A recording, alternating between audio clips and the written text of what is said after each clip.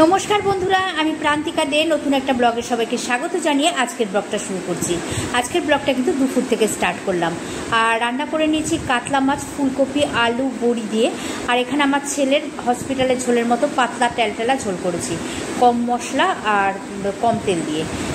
और एखाने रान्ना एखोनो हयनि डाल होबे खेसारिर डाल और होबे पनिर एगुलो एखोनो हयनि होबे। और एखाने लिओर जोन्नो भात ठंडा करते दिएछि और बाद बाकी रान्ना एखन करब।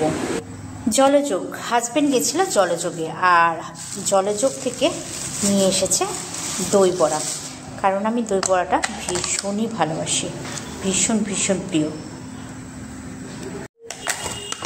দেখো তো কেমন, তোমরাও কি ভালোবাসো দই বড়া? আমার তো ভীষণ প্রিয় দই বড়া। তো তোমরাও কি ভালোবাসো আমাকে কমেন্ট করে কিন্তু জানিও। বুঝছেই তো না,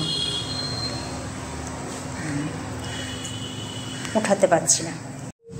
আমার হাজবেন্ড যতদিন দই বড়া আনে একদিনও দই বড়ার সাথে যে ঝুড়ি ভাজাটা ওপরে ছড়িয়ে দেয় সেটা একদিনও আনে না। আর দই বড়া কিন্তু ঝুড়ি ভাজা ছাড়া একদম ভালো লাগে না। দেখো বন্ধুরা, ঘরে মুভি চলছিল, মুভিতে মোহাব্বতে বই চলছিল আর মানে মুভিটা চলছিল।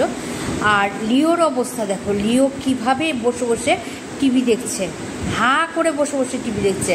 আবার লিও লিও ডাকছি বলে পাশে তাকিয়ে দেখছে। কতক্ষণ তো ডেকেছি, তাকানোর কোনো ব্যাপারই নেই, মনোযোগ সহকারে দেখছিল।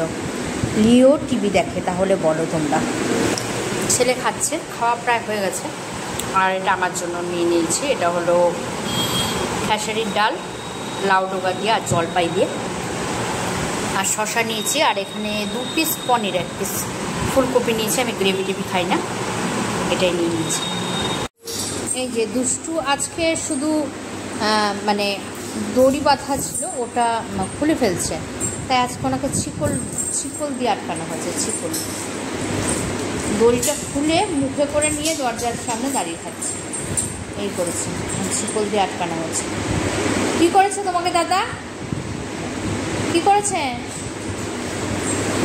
লিও? হ্যাঁ লিও,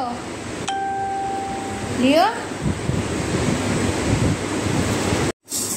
শুভ সন্ধ্যা বন্ধুরা, সবাই কেমন আছেন? আমি তো ভালো আছি, আপনারা সবাই কেমন আছেন? আমি চা নিয়ে বসে পড়েছি সন্ধ্যের সময়। চাটা খেতে আজকে অনেকটাই দেরি হয়ে আছে।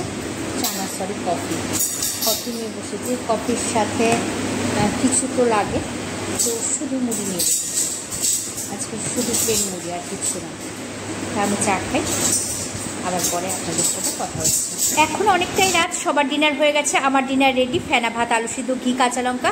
তো আজকের মতো ব্লগটা এখানেই শেষ করছি। সবাই ভালো থাকবে, সুস্থ থাকবে।